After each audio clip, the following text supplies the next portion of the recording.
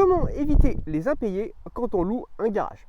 Donc effectivement, lorsque l'on loue un garage, donc qu'on est bien propriétaire d'un garage et donc qu'on le met à la location et qu'on le loue à un locataire, la principale inquiétude que l'on peut avoir, ce sont les impayés du locataire.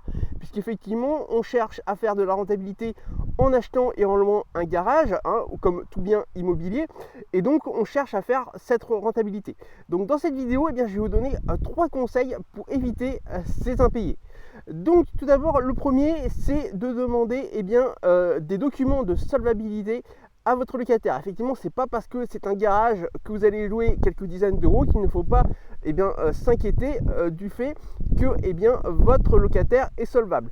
Pour ça, moi je vous conseille de demander au moins 2 documents. Le premier, c'est 2 à 3 fiches de paye donc des mois précédents le début de la location, ainsi qu'un avis d'imposition. Ça va vous permettre normalement sur une année complète de voir au moins que votre futur locataire a des revenus qui tombent régulièrement. Le deuxième conseil que je peux vous donner, c'est tout simplement de rédiger et faire signer un bail à votre locataire. Effectivement, ne vous amusez pas à louer votre garage sans bail, parce que si il se met à ne plus payer, vous allez avoir du mal à récupérer votre argent, tout simplement parce qu'il n'y a pas de preuve légale comme quoi c'est votre locataire.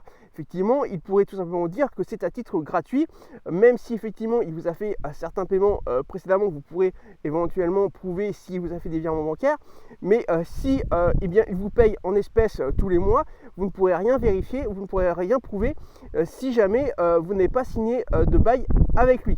Donc il faut faire absolument ce bail, se rédiger. Vous pouvez le faire, vous pouvez trouver des modèles facilement sur internet, mais si vous voulez faire ça encore le plus sérieux, c'est de le faire rédiger par exemple par un avocat ou par une agence immobilière ou un notaire, mais généralement une agence immobilière suffira.